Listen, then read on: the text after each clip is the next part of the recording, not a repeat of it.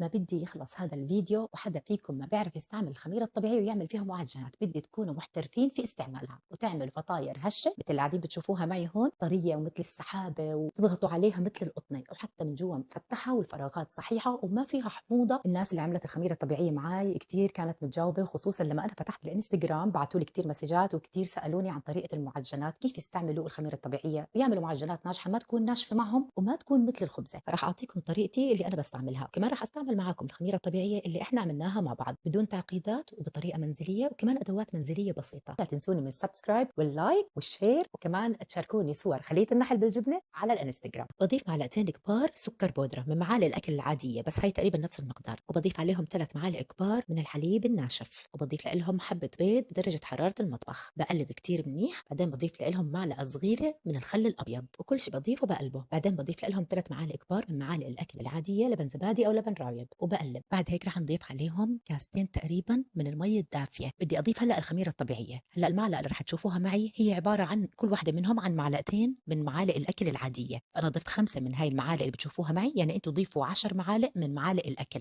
يكونوا مليانين. بعد هيك رح أبلش أضيف الطحين، كوب ونص من الخلين ومعلقة صغيرة من الملح، وراح أضيف تقريبا ربع كوب من الزيت النباتي. حاولوا إنه كل شيء تضيفوه بالتدريج. رح أقلب وأتركها شوي ترتاح على جنب، وبدي إياها تكون رخوة، وبغذي الخميرة عشان أرجعها على الثلاجة. شفتوا الكمية اللي أنا أخذتها من الخميرة الطبيعية؟ مو مهم قديش أنا أخذت، المهم قديش بدي أرجع نفس المقادير اللي أنا استعملتها لما عملت الخميرة الطبيعية. وهيك بكل بساطة، ما بدنا نعقد الأمور. نرجع هلا على عجينتنا. قبل ما ألمس العجين بحط قطرات بسيطة من الزيت النباتي، وبنخل كوب ونص من الطحين. متى بنوقف استخدام الطحين في هاي الوصفات اللي بنعمل فيها العجين اللي فيها الخميرة الطبيعية؟ لأنه قلت لكم التعامل معها مختلف عن أنواع الخميرة الثانية. ضروري إنه العجين تكون رخوة، ولما نضرب عليها ما تترك أثر على إيدينا أو على أصابعنا، بس مهم إنها كتير تكون طرية. فراح أضل أضيف بس أغطي السطح من فوق بالطحين وأرجع أكمل. بدي تركزوا على هاي المعلومة لأنها شيء أساسي في نجاح هاي العجينة، لحتى كل حدا فيكم لو عمل هاي الطريقة زاد المي أو نقص أو اختلف عنده نوع الطحين يعرف كيف يتعامل مع العجين اللي فيها الخميرة الطبيعية بالمجمل. هاي قاعدة ثابتة. بستمر بالعجن وبعطي العجين وقتها لحتى توصل لمرحلة إنه سطحها من فوق يكون كتير ناعم بس بنفس الوقت طري، وبتتجاوب معي بكل سهولة، ولما أخبط عليها بكفة إيدي أو إصبعي ما تترك أثر أبدا. ممتازة. هيك بنوقف إضافة الطحين. شوفوا ما في أثر. غلفتها بشوية زيت نباتي.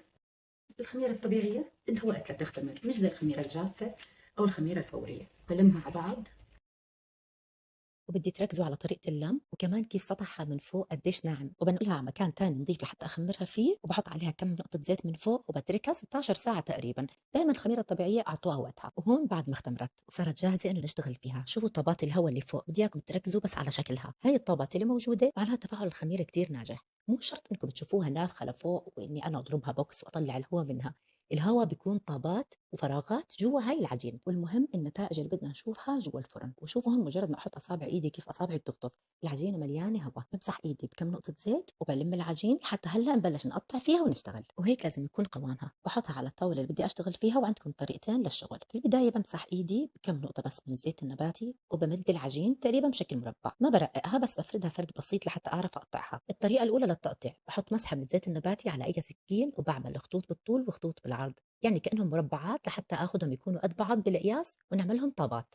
وباخذ كل مربع بعمله على شكل دائري وبسكره من تحت كتير منيح لحتى يحبس الهواء جوا، وبريحه على جنب. والسطح اللي بدنا نريح عليه طابات العجين ضروري انه يكون ممسوح مسحه كتير بسيطه من الزيت النباتي. اما الطريقه الثانيه هي اسرع بالنسبه لي، هي مفضله عندي اكثر صراحه، اني الم العجين واقطع بايدي اعملهم طابات قد بعض. بعد هيك بدي اتركهم يرتاحوا على جنب لحتى نجهز الحشوه. كل حبه قطعناها بدنا نتاكد انها مسكره من تحت كتير منيح نتركها ترتاح. وبالنسبه لمسحه بسيطه من الزيت فهي بتكون نقطه ونقطتين، فانتبهوا انكم تزيدوا المقادير. بتغطي عليهم عشان ما ينشفوا عشان نبلش نحشي. اول وحده قطعناها هي اول وحده بنبلش نحشيها، وهيك لحتى نخلص كل الحبات، يعني اخر وحده احنا تركناها من ايدنا هي اخر وحده بدنا نحشيها. وبجهز جنبي الصينيه اللي بدي اخبز فيها، بدهنها بالزبده بالقاعده وبحط عليها كمان من فوق ورق الزبده. وكل ما نحشي حبه اول باول بنحطها بهاي الصينيه. وبالنسبه للجبنه حطوا ميكس الجبنه اللي انتم بتحبوه اللي بدكم اياه، بس لو كانت الجبنه عندكم فيها مي فحاولوا كثير تصفوها من الميه، يعني 100% تتصفى من المي. فانا اخترت هون اشقوان موتزاريلا وتشيدر. وبالنسبه لطريقه الحشوه كثير سهله، بس بضغط باصبعي الكبير بنص العجنه وبمسك الجبنه، يا اما بجمعها بلمها على بعض او كاني بغرسها غرس جوا هاي العجين وبسكرها كتير منيح عشان ما تفتح عند الخبز، وبحط الطابات جنب بعض لانه هي اصلا خليه نحل بالجبنه. وهي كمان مره طريقه عن قريب عشان تشوفوا. ضغطت باصبعي الكبير بنص العجنه، بعدين حطيت الجبنه جواتها ضغطتها يعني، وبعدين سكرت الطابه مثل ما بتشوفوا وخلصت كل الحبات، بغطي عليهم بتركهم يرتاحوا نص ساعه بالضبط. وبعدين نص ساعه بجهز الفرن عندي على درجه حراره 200 قبل ما احط العجين ب 10 دقائق. بدهن وجه العجين بالحليب وبرش على وجهها السمسم، ويفضل انه ما يكون محمص، بس ما كان بلحظتها غير محمص عندي فاستعملته. بنقل الصينيه على الرف اللي ما قبل الاخير على درجه حراره 200، بتاخذ معكم من تحت ما بين 17 دقيقه الى 20 دقيقه. لما تخلص بحمرها من فوق وهي بالرف الوسطاني وبنتبه عليها. اول ما تطلع وهي سخنه بكون انا مذوبه عندي زبده، بدهنها على وجه العجين وبغطيها 10 دقائق. بعرف انه كثير منكم كانوا بيستنوا هذا النوع من الفيديو اللي كيف نعمل معجنات هشه وطريه باستخدام الخميره الطبيعيه بدون ما تكون معنا صلبه او تنشف. وكل الاجابات هي بالمكونات اللي احنا استعملناها والطريقه اللي احنا استعملناها في هذا الفيديو. والرغم انه احنا استعملنا الخميره الطبيعيه واستعملنا الخل وكمان اللبن اللي ممكن يعطي حموضه زياده، الا انه كانت صفر حموضه هاي العجين. بتمنى الفيديو يكون عجبكم وانه في معلومات كانت بتفيدكم، وشاركوني ابداعاتكم على الانستغرام.